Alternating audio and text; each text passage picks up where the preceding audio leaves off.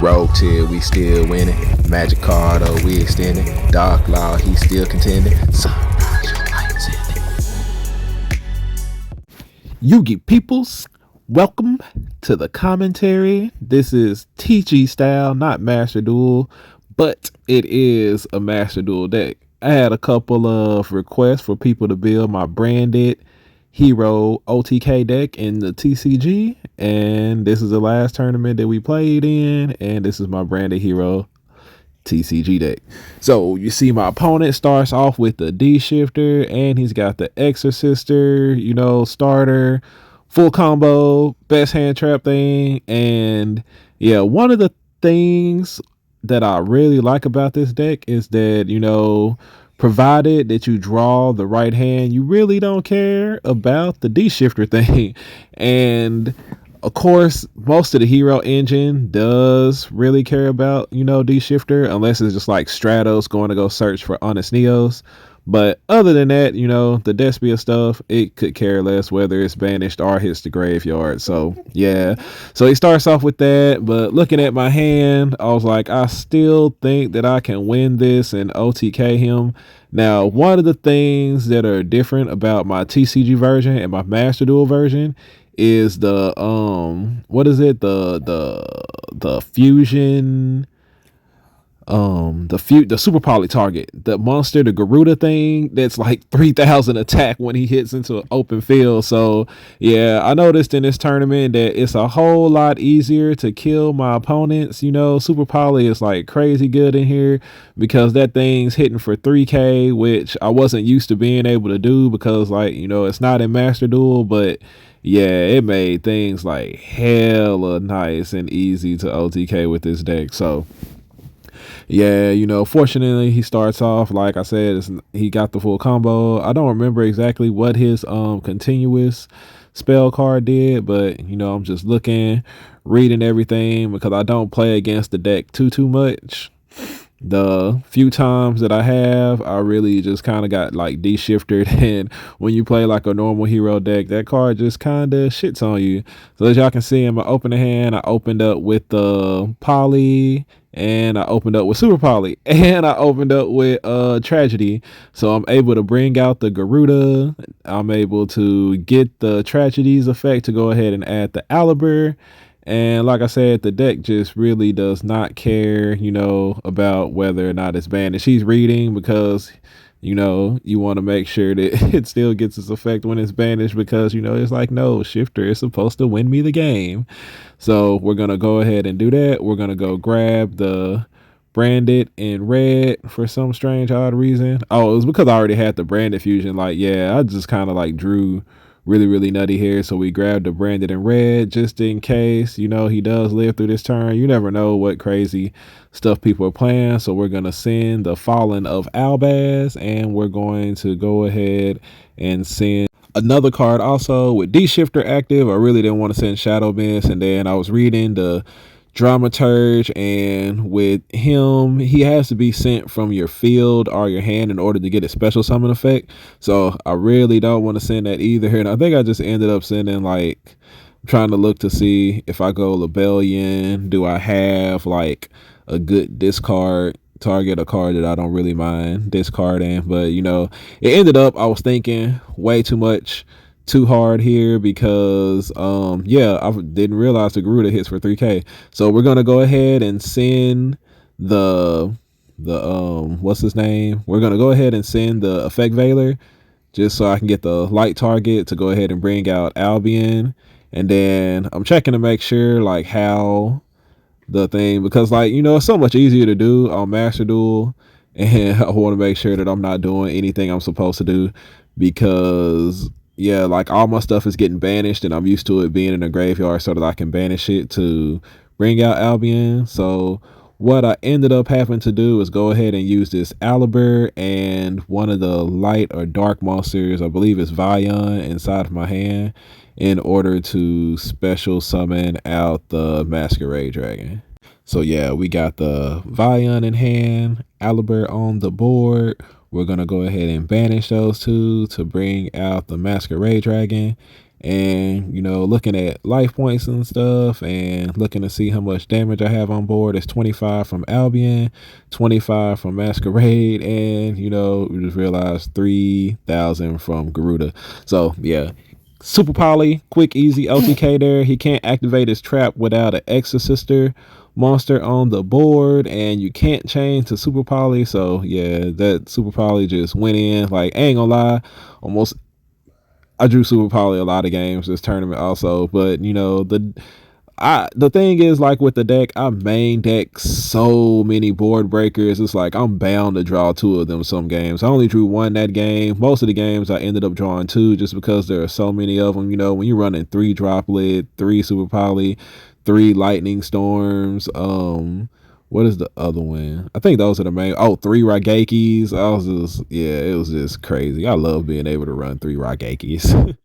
But sideboarding was quick and easy. I don't really think I like changed anything out. I think the only thing I did is like I didn't end up main decking Feather Duster. I ended up main decking a Mass Change instead, which I don't know. I never really used it the entire tournament. I think I used it maybe like one time, but it's there just in case my opponent does make me go first, or they're ended up playing a going second deck and I end up going first. Dark Law is pretty good against most decks, so I do have the one Mass Change in there, and I do have Vion and stuff, so it's not bad to have it in there, but that's the reason why I'm not main decking Harpy's Feather Duster. You see, he starts off with the Pot of Prosperity there. It's too late for D-Shifter. He's going to go ahead and add the Trap, which I believe, I wanted to read just to make sure, like, how they all work, because I know like one of them can special summon monsters and then the other one like banishes and does all kinds of crazy stuff. So starts off with the Prosperity, and he's got the packs to go get the Martha, and he's got the Martha effect. And I'm wondering, like, while he's playing, is he thinking about playing around Super Poly this time, because just got bodied by Super Poly last round. So yeah, as you can see in his hand, he's got both of the traps. He's got the special summon of another Exosister monster. And I'm like, yeah, this is looking really nice to me. Go ahead and throw all those lovely Exosisters out there on the board. And he's going to go ahead and do that one, get its effect. And I was trying to see like how the graveyard effect thingy works on there, because I think like most of my hand that I have this game is like hero stuff. So I'm making sure that if I send like Shadow Mist, if I'm going to get the effect and everything. But I think this one, all it does is keep me from special summoning from the graveyard. And I'm not playing Mally Boy. I'm not playing Denier. So I really don't care about that card's effect either. So he brings out the other one, and, just no fear of Super Poly at all. But, I guess it would be kind of crazy if I drew it 2 games in a row, right? Nah, but it's funny, like later on in the tournament, like after getting Super Poly game one of my opponents decides to play around Super Poly, and I didn't draw Super Poly. I drew Forbidden Droplet, and yeah, this deck was just crazy good. It performed well throughout the whole entire day. And I actually ended up coming in first place. So, y'all will see that up to like my semifinal match, or 3 different matches from this tournament. So, yeah, he ends up setting 3 back row. I said there are 3 Lightning Storms, and now Harpy's Feather Duster is slotted in because I see that he runs a bunch of traps. So we're going to Lightning Storm and, go ahead and get rid of the back row back there. And then he's going to go ahead and chain both trap cards. And one of them allows him to special summon like 2 Exosisters, and then the other one is going to allow him to XYZ summon, using his Exosister monsters. And one of the things about playing a deck like this that people are unfamiliar with, he's not exactly sure like how my deck works all that much. So he's gonna bring out this one instead of the one that just straight up banishes a card on the board, which I thought was like a strange play, but as it is what it is, he wants to go ahead and bring this one out. Like I said, it stops me from special summoning from the graveyard, but it really doesn't have much effect on me at all. And as you can see in my hand, I still had a super poly.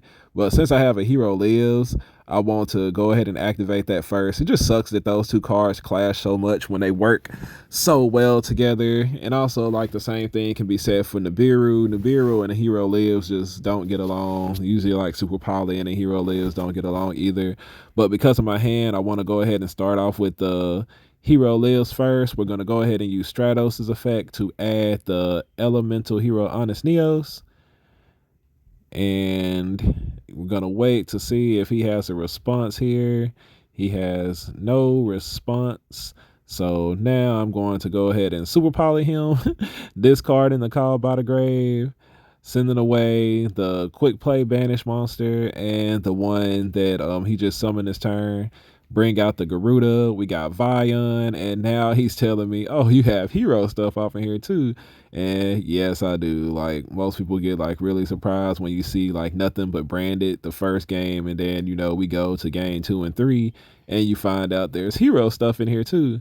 So we go Vion, go ahead and add the Graceful Charity to our hand, polymerization into Sunrise effect, Graceful Charity effect, and, you know, with him just having the one Exosister on the board, he's got one card in hand. We have summoned 1, 2, 3, 4 times, so we are not going to walk into Nibiru here. We discard the other Lightning Storm that we drew, and, you know, just checking my summon count, which I always do. Adding up damage here, we got what 3 different attributes, so everybody's getting 600. And we're going to go ahead and proceed to the battle phase. I'm going to declare an attack with Stratos, activate Sunrise effect to pop, attack for 24, attack for 36, attack for 31, and Honest Neos for a game. So yeah, swift, easy, 2-0 there. Branded Hero OTK, Super Poly both games, Super Poly the other game. I mean, Super Poly both games, and Lightning Storm the other game for all this back row. So yeah, ain't gonna lie, that's kind of how my tournament went, like, the entire time. Like, I did have a crazy match that I had some crazy matches that I didn't get a chance to record. Like, one of them was against another going second OTK deck. It was Numeron OTK, and I just happened to win the dice roll, and he went first, set up Avramax, but, you know, I just regakied that and, you know, proceeded to OTK him. But our game 3 was like really crazy. Think who went first that game? He made me go first, and so I just set up like a wide board, that way he couldn't, you know, finish me off with the XYZ fusions. But he didn't end up drawing anything to OTK, but he was able to stop me from OTKing him with the Numeron thing. So yeah, but other than that, you know, y'all will catch some other duels from this tournament, and I'll catch y'all on the next visual. Ain't nobody messing with the Masked Hero, king of games. Mask off, now you see that a hero lives. I pay half and you ask, but I'm winning games. There ain't another hero that surpasses me.